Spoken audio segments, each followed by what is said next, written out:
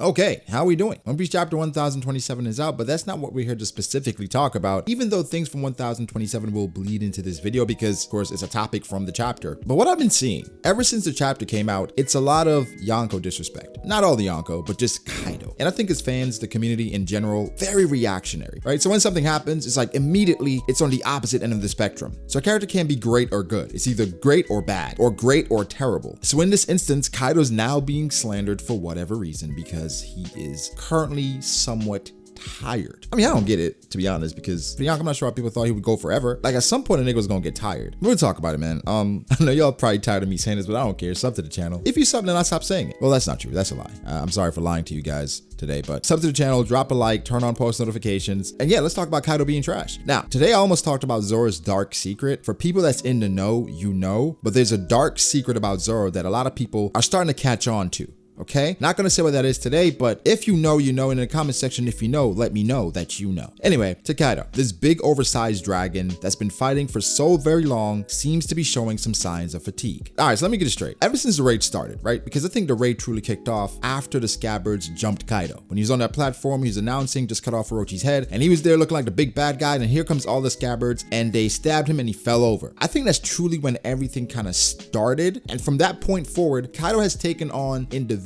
after individual after individual. Okay, let me clarify, because some people might genuinely still be confused and I don't know what the hell is going on with you, because it's pretty damn clear. For One Piece chapter 1027, Oda didn't flat out come out and say, yo, Kaido tired as hell. No, he didn't come out and say that. I mean, he kind of did, because he said Kaido's powers are weakening, question mark, exclamation mark, which really means, yeah, his powers are weakening. And Yamabro even came out and said, yo, his flame clouds are unstable. I think this is part of a bigger conversation, because for the most part, when we talk about devil fruit powers, we never really touch on the stamina that's involved. It's always about, well, they can use infinite devil fruit power. For Cracker, when he was clapping, it seems like he could clack. For Cracker, when he was clapping, we're like, well, he can clap infinitely. He can create as many crackers as he would like. Zoro would love that. But anyway, the greater conversation, because I didn't mention it, is the point of passive abilities and how they impact the user. Even though we're not seeing the fatigue is apparent. And for Kaido, it's showing up here. I'm one of them, right? I'm just like y'all when I was saying he's using the flame clouds, but it's a passive ability, right? It's not affecting him when he was fighting. Nah, it was affecting him for sure. He was definitely affected by the flame clouds, because at this point, he's huffing and puffing and everything is unstable. Bro, what do you think? But I think that's even more impressive, right? Like, this nigga was fighting this entire time using the flame clouds and fighting all these niggas off one by one. Not one by one, like at 9v1. That's crazy to me. So then when I see people slandering Kaido, I'm like, what y'all on? Because honestly, at this point, everything that Kaido's accomplished, everybody should be bowing down, acknowledging him as probably the strongest in One Piece. In my opinion, not gonna cap. There's no definitive proof in regards to Kaido and Big Mom and those others surpassing the likes of Roger and Whitebeard, right? And everything in the story kind of implies that Whitebeard and Roger were somewhat on another level. Most of the things in the story kind of puts the previous generation in another light. Even the admirals, right? And that mostly comes from the fact that people look at the admirals and look at the Yonko of the past or the bigwigs of the past and say, okay, those guys are strong as hell. The admirals were competing with them back then, so they were strong as hell too. So obviously the people from back then, they're much stronger than the people from today, because Kaido lost to Whitebeard, which is cat. But anyway, so then it leads to disrespect of the current Yonko and the current system, which you could argue is a lot more difficult than back then. Bro, they got a system now. They got 4 individuals that are trying to become Pirate King. For the most part, I'm not sure what the hell Shanks is trying to do, because Shanks, bro, he's attending weddings. He's just going around having a good time, warning people. We were talking about Zoro's dark secret. For Shanks, he's confirmed an op. So at this point, I'm not sure. Okay, we're not gonna go that far. But what I'm saying is the Marines are stronger than they've ever been. And that comes with time. I talked about technology in the previous video, right? Where it's not just about devil fruits, hockey, and all that jazz nowadays. The Marines, they loading up. They come with another level of power, and it's technology based. I mentioned how Zoro was overrun by Jack basically by himself because he had some gas. He had that gas pack, and those animals didn't know what to do with it, right? All they could do is breathe it in and just freeze up. Like, oh my God. And here comes Jack. All of a sudden, he's taking limbs. What y'all gonna do with it? So anyway, this generation of Marines, they're a lot more equipped to handle people like that. And the Yonko haven't overrun the Marines because of that. Well, partly because of that. They got some other niggas on that side as well that can contest or can compete with the Yonko, the admirals, but a lot of people don't want to see that. A lot of people don't want to realize that and recognize that. But I think the story is going to open your eyes as we go forward, because like I mentioned, I did a live stream yesterday and I said, hey, how y'all going to feel? Because everybody's saying Luffy's Yonko level now, right? Fair, say it. It's cool. I agree with that, right? Yonko level, Yonko caliber, whatever you want to say. Y'all can't switch up at the end when Luffy goes against an admiral, gets stalemated, and say, well, hold on. That doesn't make sense. Luffy just defeated Kaido. How is an admiral stopping him? Because an admiral's strong as hell. That's why. And I've been telling y'all. So at the end of the day, take it for what it's worth. Sleep on it, rock it to sleep. I don't care. But at the end of the day, the admirals are going to show why they stack up. Anyway, I'm on a crazy tangent. The entire point of this video is the disrespect of Kaido. We got to stop. Okay, we got to stop being so reactionary. And this is not a rant, right? This is just me talking about things that I saw, things that I've seen, and this is how people been wilding about Kaido, bro. Yeah, I get it, right? Oda does this thing in a story, which I think can be viewed as dumb sometimes, where he uses length of time to hype up a fight. But then in the same story of One Piece, he mentions as a sword fight, if people are of similar level, it could end rather quickly because they both have crazy power. They get a good hit in, it's over, right? So that's why I never understood the whole 5-day, 10-day, 11. It never made sense to me, right? Because, okay, that's cool, but that's all hype. Because a fight could be 10 minutes and still be a high difficulty or extreme difficulty. And will we ever see in real time, like legitimately in real time, see Luffy fight someone for a day or 2 days? It would have to be a montage, right? I mean, all the fights nowadays are kind of montages because Oda goes away and comes back. Hey, we love Oda, but it is what it is. That's what happens. So basically what people are saying, okay, Kaido fought Big Mom for almost a day. Now he's been fighting for a few hours and he's already tired. Oh, Kaido's trash. What are we talking about here? Again, Kaido's face is scabbards. I'm actually going to compile every single attack Kaido's taken this arc because I don't think you guys visually or just, I don't know, just discern exactly everything he's been through. From the scabbards fighting them, to fighting Luffy, to fighting Kid, to fighting Killer, to fighting Law, to then fighting Yamato, everything that he took, and even the Red Rock, Gamma Knife, injection shot, he's taken a lot of blows. I mean, I was trying not to mention Kid's RKO on Kaido because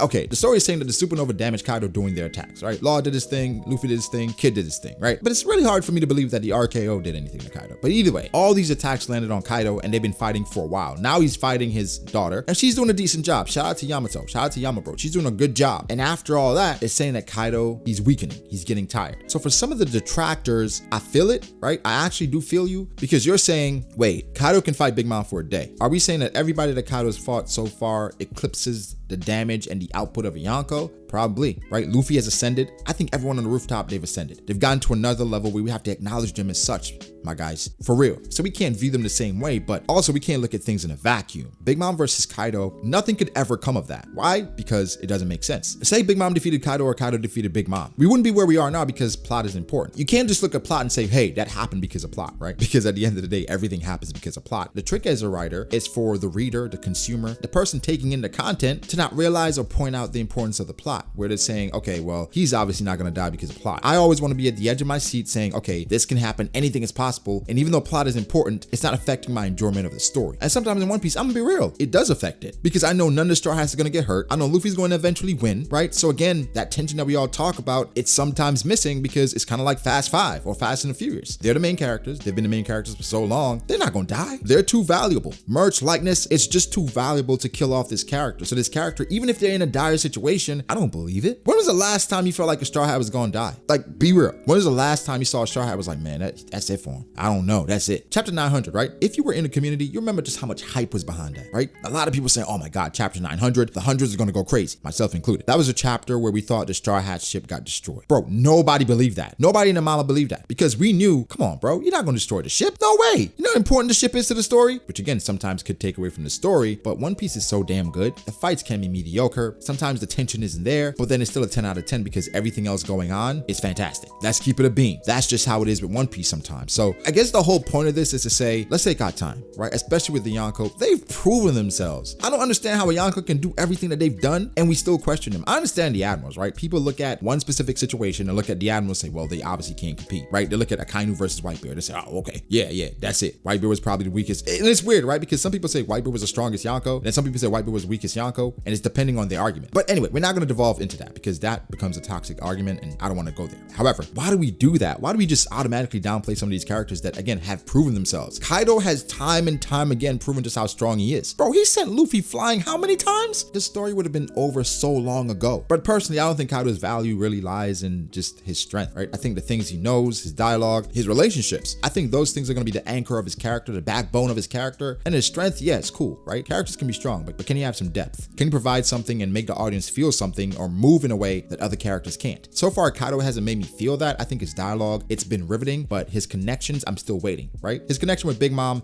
it's not as heavy, doesn't feel as impactful. Let's find out about his connection with Rocks. What about his father, his mom, Yamato's mom? Those connections are what I care about because at this point, Kaido and even how he runs his crew, it's all about strength. Strength is so important, but then when he talks about Joy Boy and choosing Wano, and now we're going into the history of all this stuff, there's some real feelings there, either hurt feelings or past feelings. I mean, I've said that I think Kaido is retaking his land hand, somewhat like Doflamingo did for Dressrosa with the Don Quixote family. They were the ones who originally were the kings of Dressrosa. So for Kaido, it's not far-fetched that Wano, his people, his Oni people, Ogre people, they were the ones that were in charge of Wano. His people inhabited Wano. But then Wano has deep ties to the ancient kingdom. Wano could be the center of it all, where everything culminates, right? Even the Marines kind of suspected, hey, why are all these bigwigs just gathering there? What's important there? So things we gotta realize, things we gotta point out. But guys, Kaido's fine, but he's not fine. But it makes sense for him to get tired. He ain't running on batteries. I mean, I don't think so, but he's taken a lot. And he's finally getting weakened. The arc is approaching its climax, right? You gotta make it make sense. If Kaido still didn't have any wear and tear, right? And it was already hinted when Kaido was dodging Luffy's attacks, so something was going on there. But if Kaido has no wear and tear, and Luffy just coming back from eating some meat, and now all of a sudden he can beat Kaido, things starting to get a little dicey. I mean, even now, people are saying, well, Luffy shouldn't be able to beat Kaido. Well, Oda's setting it up, saying Kaido is already hurt, or he's weakened. So that's opening the door for Luffy to be able to do something. And I think even then, Luffy's gonna need some help. He's gonna need some aid. Because remember, Hawkins is still in the background. I'm not sure if he's gonna convert, because that card, the 1% man, we got a lot of story to go, guys. A lot of story to go. So I just want to give it some time and that shit rock. Don't trip. It'll be all right. Okay. But guys, give me your thoughts. How you feel about all this, man? Kaido's fine. He's strong as hell. Stop doubting him. Okay. But guys, give me your thoughts. Make sure to like the video if you did. Subscribe to the channel for more content like this. Follow me on Twitter at BragoDAce. Follow me on Instagram, Brago.ace. Thank you to my patrons. I appreciate you guys all so much. Guys, again, like and subscribe, and I'll catch you all in the next one, man. Peace.